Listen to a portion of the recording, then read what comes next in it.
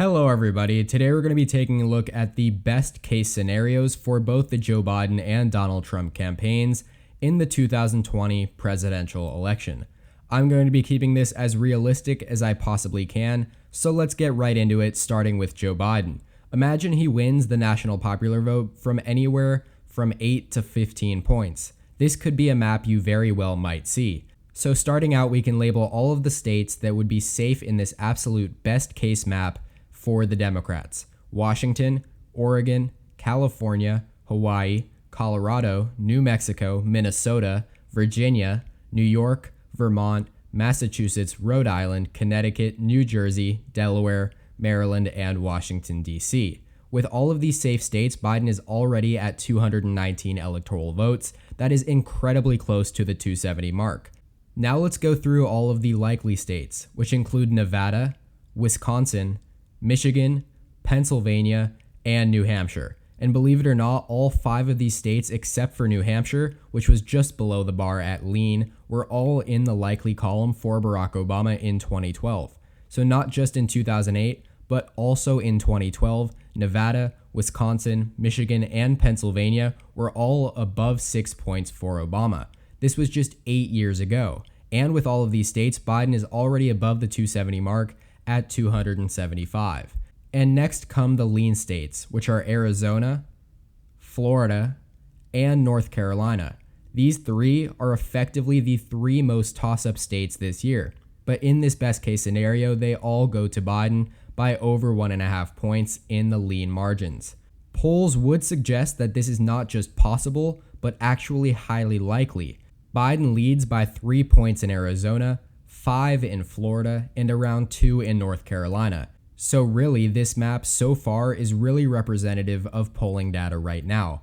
Obviously, polling this far out from Election Day is not at all representative of what will go down on November 3rd, and thus it shouldn't be expected that these states are anything other than actual toss-ups in a normal election map video. But moving on to the tilt blue states: Iowa, Ohio, Texas, and Georgia. These are 4 conservative states that the Biden campaign believes they can make a strong play for this year. That being said, there is a distinct difference in the political paths of these states, as Iowa and Ohio have gone to Democrats in years past, but moved towards the Republicans last election, while Texas and Georgia have gone to Republicans in years past, but moved towards the Democrats last election. Most forecasts and predictions would suggest they all range anywhere from tilt to likely Republican, to which I would agree with in a normal map, but in this best case scenario, they all flip just slightly over to the Democrats. I have also realized, as I often do, I have forgotten about Nebraska and Maine, the 2 states that split their electoral votes. In this best case scenario for Maine, their 2 at-large electoral votes go likely, the 1st district goes safe, and the 2nd district goes tilt, all for the Democrats. And as for Nebraska, only its 2nd district would go tilt blue.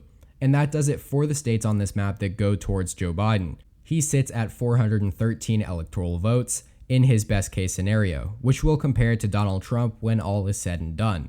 But why not fill out the red states and their margins as well? The states that will remain safe for Republicans no matter what include Idaho, Wyoming, North Dakota, South Dakota, and the rest of Nebraska, Oklahoma, Arkansas, Louisiana, Mississippi, Alabama, Tennessee, Kentucky, and West Virginia. As for the states that will go likely red, Alaska, Utah, Montana, Kansas, and Indiana, and the states that go lean are South Carolina and Missouri. Not much is there to be said about all that, so let's move on to Donald Trump's best case map. First of all of the states I just listed as not safe would become safe: Alaska, Utah, Montana, Kansas, Missouri, Indiana, and South Carolina. Next, let's deal with all of the tilt blue states. Texas, Iowa, and Ohio would become likely red, while Georgia moves to lean red. This is where these 4 states fell under in 2016, and being completely realistic, it's highly doubtful Trump performs all that much better than he did then. So next come all of the lean blue states. Arizona and North Carolina would move to where they were in 2016 at lean, while Florida moves into the tilt Republican column. I seriously don't see any of these states moving any further than lean for Trump this year. As for the likely states, Nevada could possibly move very, very slightly into the Republican column, so I'll do that. Wisconsin, Michigan, and Pennsylvania will go tilt Republican as well, since that is where they were in 2016, and New Hampshire will join them since it only went to Clinton by 0.3 points 4 years ago.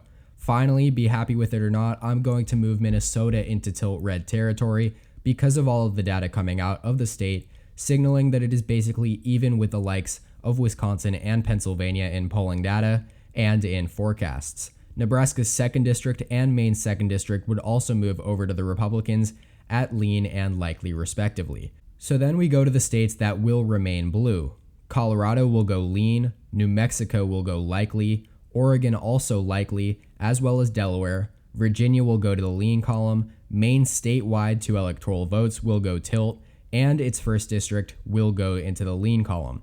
And that does it for Trump's best case scenario, with him garnering 326 electoral votes. And here you have the comparison between the two maps. You can pause and look at each if you want to right now. But I hope you all enjoyed today's video. If you did, please make sure to like it down below and subscribe to the channel if you haven't already. Check out more content from my channel here as well. Thank you all so much for watching, and tune in next time.